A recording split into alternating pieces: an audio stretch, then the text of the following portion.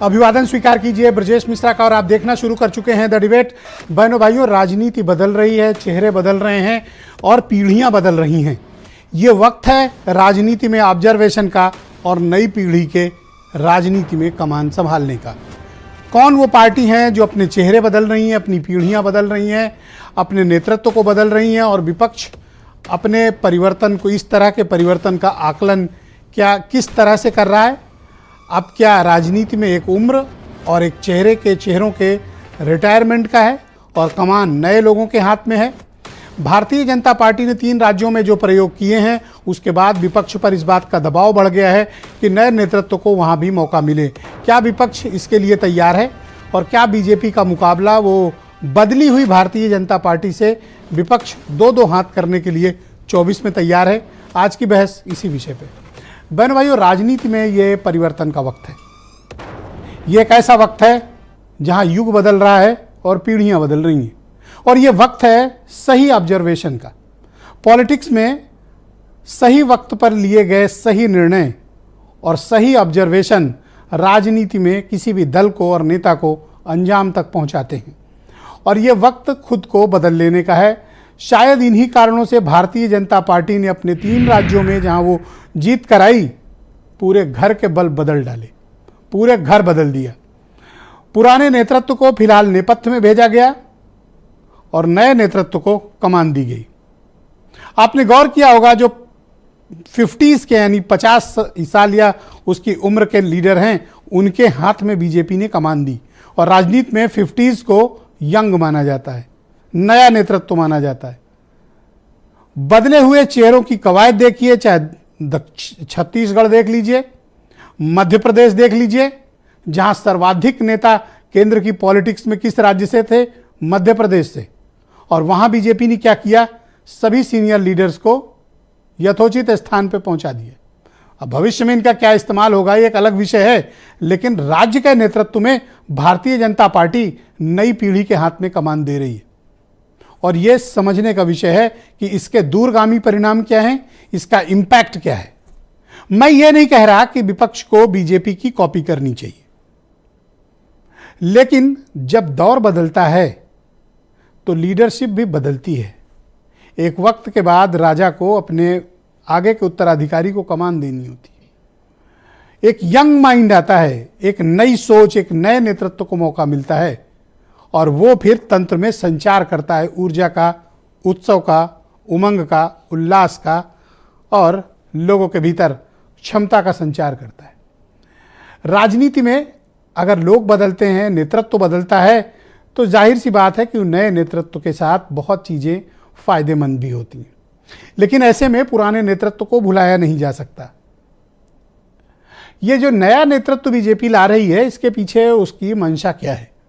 क्या सीनियर लोगों को ठिकाने लगाना मंशा है, मार्गदर्शक मंडल 2 में भेजने की मंशा है, या फिर नए नेतृत्व के जरिए नई Bharatiya Janata party, young Bharatiya Janata party,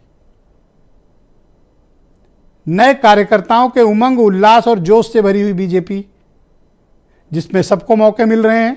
आम कार्यकर्ता को चीफ मिनिस्टर बनाया जा रहा है। कीमत भले ही सीनियर्स ने चुकाई, लेकिन बने कौन? आम कार्यकर्ता। संदेश क्या गया ग्राउंड पर कि बीजेपी में आम कार्यकर्ता मेहनत करेगा, काम करेगा, चीफ मिनिस्टर बन सकता है, डिप्टी चीफ मिनिस्टर बन सकता है, स्पीकर बन सकता है, मिनिस्टर बन सकता है, एनीथिंग पॉसिबल। नरेटिव ये गया है। हो सकता है कि अपोजिशन इससे सहमत ना हो, बहुत से ऐसे लोग हैं जो इससे सहमत भी नहीं हो सकते हैं, लेकिन बहन भाइयों, राजनीति में परिवर्तन ही परिणाम देता है। जिन्होंने खुद को बदला, उन्होंने राजनीति को बदल दिया, और जिन्होंने खुद को नहीं बदला, राजनीति ने उन्हें बदलकर नेपथ्य पे पहुंचा दिया। क्या यह वक्त बदलाव का है? आपके मन में प्रश्न होगा कि राहुल गांधी, प्रियंका गांधी, ये तो सब यंग हैं। हाँ, ये यंग हैं, नो डाउट अबाउट इट, लेकिन उनके नीचे के नेतृत्व पर भी नजर रखनी होगी। चाहे वो मध्य प्रदेश का नेतृत्व हो, कमलनाथ 80 की उम्र पार कर रहे हैं, 80 के लगभग हैं। दिग्विजय सिंह, उनकी भी बढ़ती हुई उम्र। मध्य प्रदेश के बाद आप राजस्थान चलें, वहाँ भी अशोक गहलोत का नेतृत्व, और वहाँ नए नेतृत्व सचिन पायलट को मौका नहीं मिला। इस पर मतांतर हो सकते हैं, मतभेद हो सकते हैं, लेकिन बहनों भाइयों, आप पूरे देश भर में देखिए, बदलाव की एक मुहिम चल रही है। और ऐसा नहीं कि सिर्फ बीजेपी ही ये कर रही है, इसके जोखिम भी हैं, इसके फायदे भी हैं। जोखिम कहाँ हुआ? तेलंगाना में सीनियर लीडरशिप ने केटी रामाराव को आगे बढ़ाया, उनके आगे करके चुनाव लड़ा। रेवंत रेड्डी, जो कांग्रेस का यंग लीडरशिप, नई लीडरशिप, जिसको 2017 में पार्टी में सम्मिलित किया, कमान दी। 2019 में मेंबर ऑफ पार्लियामेंट, 2023 में chief minister. Achievement, young leadership, नया चेहरा, नई पीढ़ी, ग्राउंड से आया कार्यकर्ता, तेलंगाना का मुख्यमंत्री। और तो ऐसा नहीं कि सिर्फ बीजेपी ही ये कर रही है, दूसरे दल भी कर रहे हैं। लेकिन जहां पर बुजुर्ग नेतृत्व है, जहां पर बहुत ओल्ड गार्ड्स आ गए हैं, पुरानी लीडरशिप है, समस्या वहां उत्पन्न हो रही है। जनता भी पुराने चेहरों से अब उकता गई है। उन्हें नया जोश चाहिए, नए लोग चाहिए, नई लीडरशिप चाहिए। इनके अनुभवों का फायदा उठाया जा सकता है, लेकिन नेतृत्व की कमान आपको नए व्यक्ति को देनी पड़ेगी। इसका संदेश यही है। आप समाजवादी पार्टी को देखिए, मुलायम सिंह यादव ने पार्टी सौंपी अखिलेश यादव को, यंग है, उत्तर प्रदेश जैसे राज्य के मुख्यमंत्री अपनी पार्टी को लेकर आगे बढ़ रहे हैं। बहुजन समाज पार्टी ने भी खुद में तब्दीली लाई है। मायावती का उत्तराधिकारी कौन? अभी 30 साल के भी नहीं हुए हैं, आकाश आनंद। आप आलोचना कर सकते हैं कि उन्होंने परिवार में दे दिया, पर लीडरशिप मायावती ने नहीं दी। जहां जहां लीडरशिप नहीं होगी, आप बिहार का उदाहरण देख लीजिए, तेजस्वी यादव का। लीडरशिप बदली, करिश्माई नेतृत्व बदला, नए लोग आए, नई पीढ़ियां आई, परिवर्तन किया, परिणाम मिला। मैं ये कतई नहीं कह रहा हूं कि ओल्ड गार्ड्स या अनुभवी नेताओं की जगह नहीं है, लेकिन सब काम की एक उम्र होती है, जमीन पर लड़ने की एक उम्र होती है। राजनीति की भी एक उम्र होनी चाहिए, भूमिकाएं तय होनी चाहिए कि कौन किस भूमिका में रहेगा। क्या सत्ता पक्ष और प्रतिपक्ष, नेक्स्ट जनरेशन 5G, जो आज का युवा है, जो 30 साल से 50-55 साल के बीच की यंग लीडरशिप पॉलिटिकल है, क्या उसको कमान देने के लिए ये राजनीतिक अनुभवी शूरमा तैयार हैं? आज विषय की चर्चा इसी बात पर करेंगे। आप कुछ स्टेटमेंट सुने। भारतीय जनता पार्टी लोकतांत्रिक राजनीतिक दल है, जहां किसी भी सामान्य कार्यकर्ता को धीरे धीरे करके अवसर मिल जाता है कि वो पार्टी का नेतृत्व कर सके, पार्टी की बड़ी भूमिकाओं का निर्वहन कर सके, और ये अवसर किसी सामान्य कार्यकर्ता को भी मिल सकता है।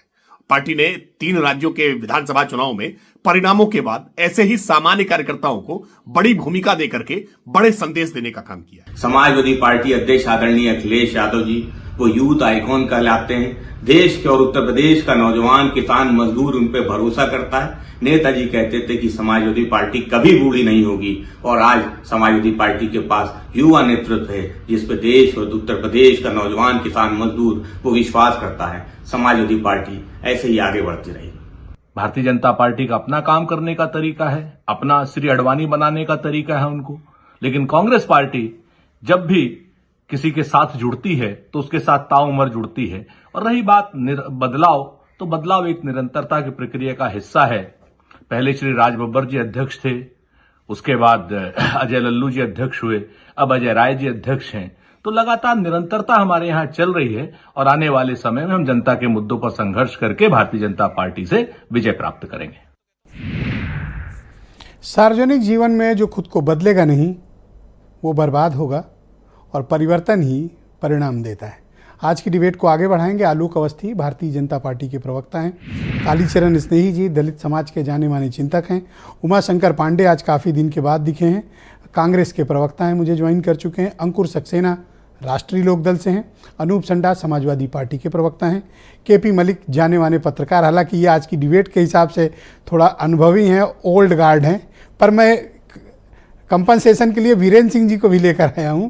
तो वीरेंद्र सिंह जी भी हमारे साथ जुड़े हैं, हमारे स्टेट हेड हैं। आप सबका शुक्रिया और धन्यवाद इस कार्य